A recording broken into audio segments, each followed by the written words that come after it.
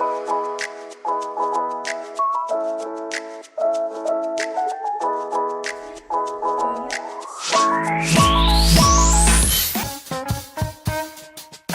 a décidé, moi et mon équipe, de vous montrer comment on fait un journal.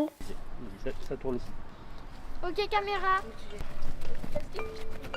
Est-ce que les micros sont pareils?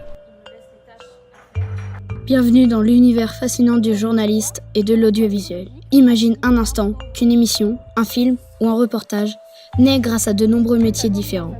Et devine quoi? Nous avons eu la chance de les incarner pendant 10 jours dans notre colo vidéo journaliste.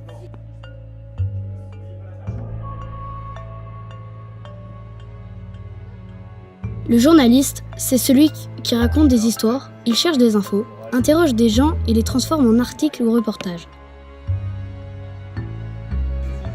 C'est grâce à lui que tu sais ce qui se passe dans le monde.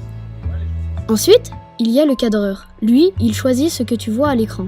Il place sa caméra au bon endroit et utilise son trépied pour stabiliser l'image. Pour vérifier que tout est parfait, il a aussi un moniteur qui lui permet de voir en temps réel ce qu'il filme. Il se trompe, tout peut devenir flou. Et ça, personne ne veut. Nous, on a eu l'occasion de filmer nos propres scènes avec des caméras HD. Le réalisateur, c'est celui qui dirige toute l'équipe. Il est un peu comme un chef d'orchestre, décidant ce qui se passe à l'écran, comment les acteurs jouent, et même quelle musique doivent être utilisée.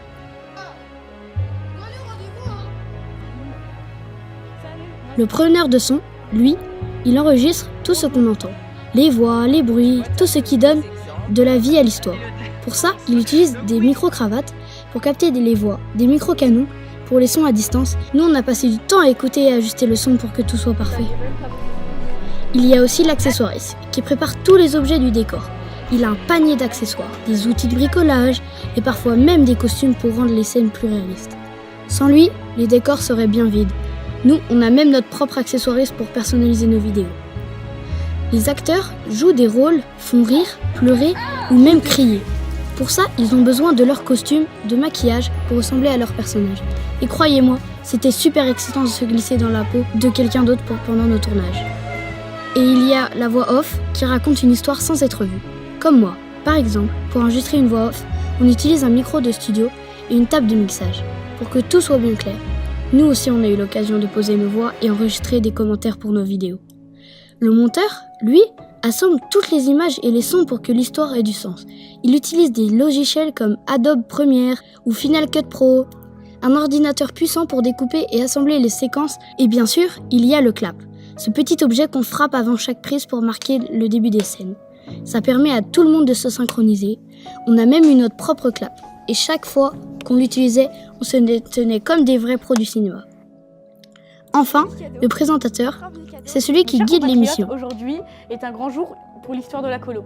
Merci d'avoir regardé ce journal et on vous dit à bientôt, à dans 2 jours.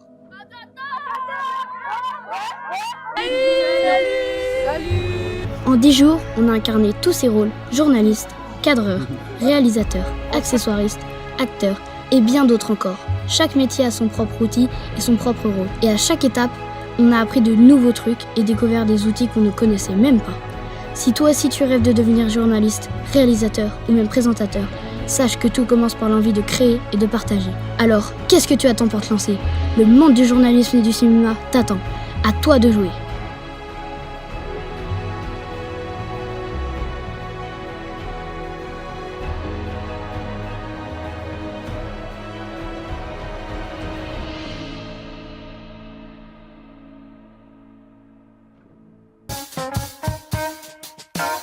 Merci d'avoir regardé cette vidéo. N'hésitez pas à vous abonner, à liker en appuyant sur la petite cloche. Allez, venez. À bientôt dans notre nouvelle vidéo.